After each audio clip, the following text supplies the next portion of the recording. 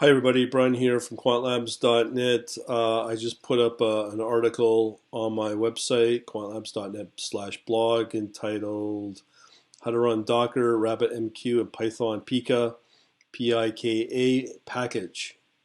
Alright, so the reason I'm doing this is because I tested out a database yesterday, spent many hours on testing it. Doesn't keep up. It's an internal in-memory, or can be in-memory database with totally self-contained in Python called TinyDB. Put up some code instructions there. You can check out that article there if you want. So tested it. Doesn't quite work. Can't keep up with heavy load data. So here we are testing out something simpler called, which is built, well, ZeroMQ is the one that started the whole thing, but this RabbitMQ is a lot more advanced. So we're going to have to go through some instructions to go through this. This is now assuming you want to run it on a Mac OS, can run on Windows and Linux, but the instructions obviously would be different. So first thing is you have to install Docker onto your computer.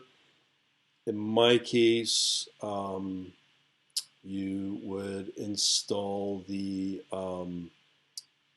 desktop version. Now, I'm going to be running this on a command line in Linux, so I might provide instructions for that as well, and that's going to be on a remote hosted website or domain or server account, which is kind of like cloud, but I own the cloud. So what you do is install the Docker desktop, in this case for Mac. Once you get that running, you will get access to this little app in your tray where you can basically restart, load in your Kubernetes, and so forth. I'm using the Community Edition. So once you get that running, as I said here, and then you want to get that installed for Mac. From there, a couple of things you would want to do is, I've got all the instructions here at the article on my blog, but here you have to, once you get that running, you will have to run this command right here. This on your command line in your terminal. So reason you have to do this, because ultimately we want to run some code here that I've posted as well using RabbitMQ, the Pika package for Python, and you have two separate programs or Python scripts, send and receive. So send will receive out the message, and then receive will receive it and process the queue. So that's what I did. I have two separate terminal sessions here. You can see here it works, but if you don't get Docker RabbitMQ installed, what you will get is you'll get this AMPQ connection error. That's why you need to first install Docker, then run your RabbitMQ.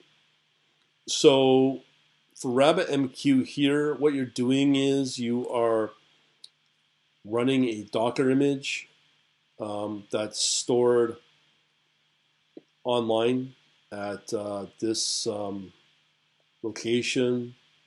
You have the password, I believe, or port as well, and you have running this Docker image. Okay, or sorry, you're running the RabbitMQ image. So that's fairly easy. Now, once you get that running, which will look like this. Okay, so you can see here, it will, let's see what I can launch here. Well, it's quite a bit. So in here, Docker run hello world, so that you could test to see if Docker's running. So this is the RabbitMQ you will set up and run. So it does a bunch of pulls, and then so if there's a newer image, you will download that. You gotta like how Docker works, and then it is supposedly open source, but either way, RabbitMQ is running, and now you can run these commands to push messages over the queue. So how that works in a nutshell, I obviously read these articles, is in the send, you will set up your connection to MQ, sorry, to RabbitMQ, which is local.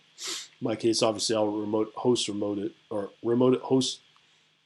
it remotely, and then it sets up a queue called hello, and then it'll send out a message. It's very similar. I'll tell you, Redis is much simpler for this. So for me, I might stick with Redis. I don't know yet, but here I can control the with RabbitMQ. I have control over the access control with RabbitMQ and Pika if I want. The problem with my web hosting company is with Redis 6, you have now access control, which is in that version. Unfortunately, with my hosting company, they're still on dinosaur version of Redis 2 or 3, and they won't upgrade it. So I'm kind of stuck. So I'm hoping that this will work out fine with RabbitMQ.